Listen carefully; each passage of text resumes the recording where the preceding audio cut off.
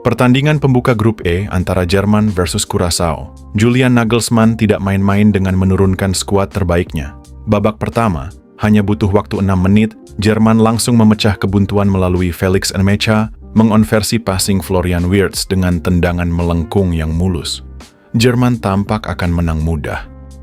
Memasuki menit ke-21, fans Curaçao bersorak gemuruh. Lewat sebuah transisi cepat yang mengekspos lini belakang Jerman, Livano Comenencia menyambar bola liar.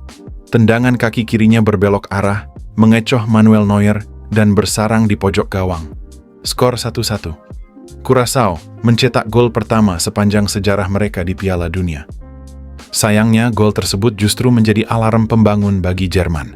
Di menit ke-38, bek Nico Schlotterbeck mengonversi keunggulan lewat sundulan memanfaatkan umpan corner dari bek muda Nathaniel Brown. Tepat sebelum turun minum di menit 45+5, Felix Nmecha dijatuhkan di kotak penalti oleh Richard Libazoer. Kai Havertz yang maju sebagai algojo dengan dingin mengecoh Eloy Room. Babak pertama ditutup dengan skor 3-1, ketat namun perlahan mulai menjauh. Babak kedua adalah murni demonstrasi kekuatan Jerman. Hanya 2 menit setelah babak kedua dimulai, Jamal Musiala melakukan aksi magis. Meliuk melewati penjagaan dari sudut yang sangat sempit, ia melepaskan tembakan presisi yang mengubah skor menjadi 4-1. Game over. Curaçao mulai kehabisan bensin menghadapi taktis Jerman yang bermain dengan tempo tinggi. Menit 86, bek kiri masa depan, Nathaniel Brown menandai debut Piala Dunianya dengan gol voli tenang memanfaatkan asis Deniz Undav. Menit 78, pemain pengganti, Deniz Undav ikut mencatatkan namanya di papan skor lewat penyelesaian jarak dekat setelah menerima umpan manja Joshua Kimmich. Menit 88, Kai Havertz menyempurnakan malamnya dengan mencetak brace.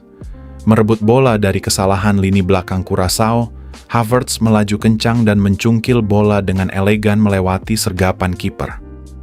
Papan skor mengunci angka 7-1 saat peluit panjang dibunyikan.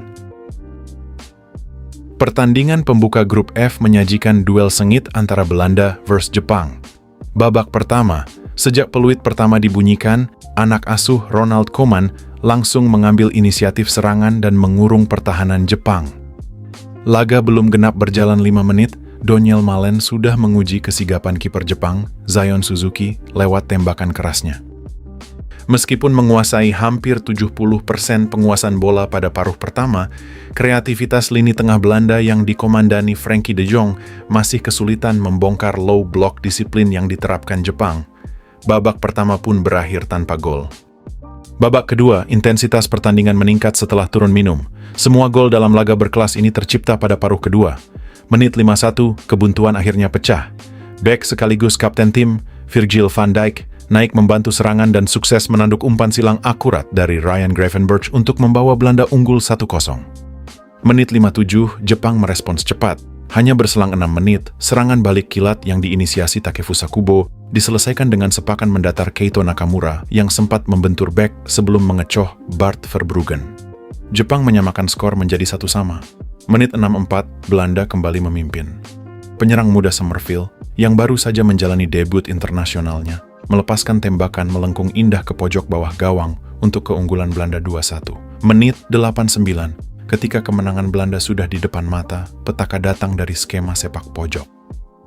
Bola kiriman Junya Ito ditanduk oleh Koki Ogawa dan mengenai tubuh Daichi Kamada sebelum bersarang ke dalam gawang. Jepang kembali menyamakan skor menjadi 2-2. Dengan hasil ini, persaingan di grup F menjadi sangat terbuka.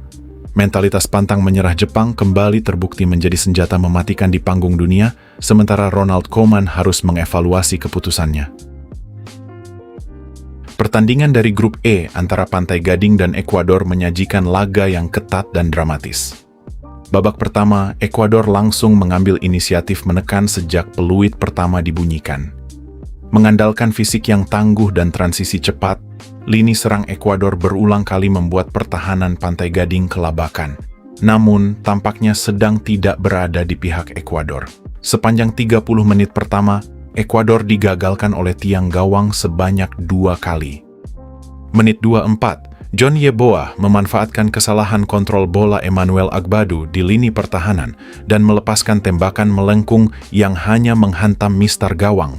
Menit 30, penyerang muda Alan Minda yang menerima umpan terobosan cerdik dari Pedro Vite gagal mengonversi peluang emas setelah sepakannya kembali membentur tiang atas. Pantai Gading sesekali mengancam lewat aksi individu penyerang muda mereka, Yan Diomande, namun hingga turun minum skor 0-0 tetap bertahan.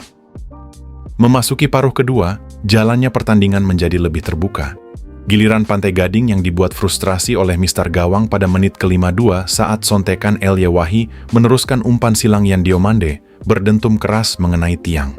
Melihat lini serangnya yang mulai buntu, pelatih Pantai Gading, Emer Sefae, melakukan keputusan krusial di menit ke-56 dengan memasukkan Amad Diallo untuk menggantikan Bazumana Toure. Masuknya winger asal Manchester United ini langsung menghidupkan kreativitas serangan dari sisi sayap. Momen penentu di menit 89. Ketika pertandingan sepertinya akan berakhir imbang, Wilfried Singo melepaskan umpan tarik mendatar yang langsung disambar dengan sepakan kaki kiri first time oleh Amad Diallo. Bola meluncur deras tanpa bisa dihalau oleh kiper Hernan Galíndez. Gol tersebut mengunci kemenangan 1-0 Pantai Gading atas Ekuador. Dengan hasil ini, Pantai Gading kini bertengger di papan atas grup I bersama Jerman.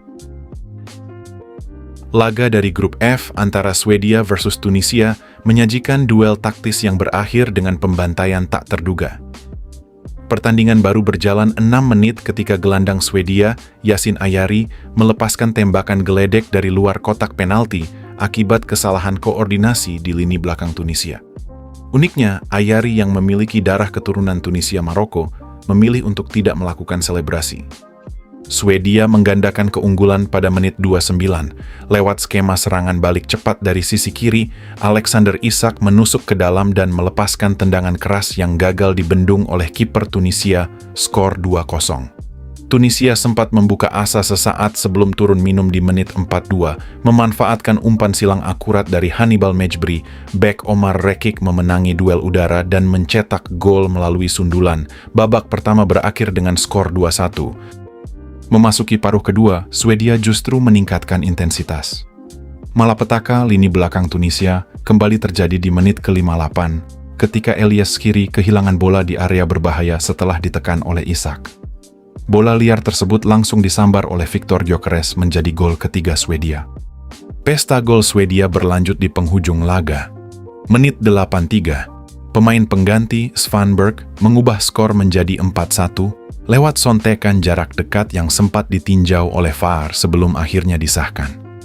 Menit 90+5, Yasin Ayari mencetak brace, kembali lewat tendangan spektakuler dari luar kotak penalti yang menghujam pojok gawang Tunisia.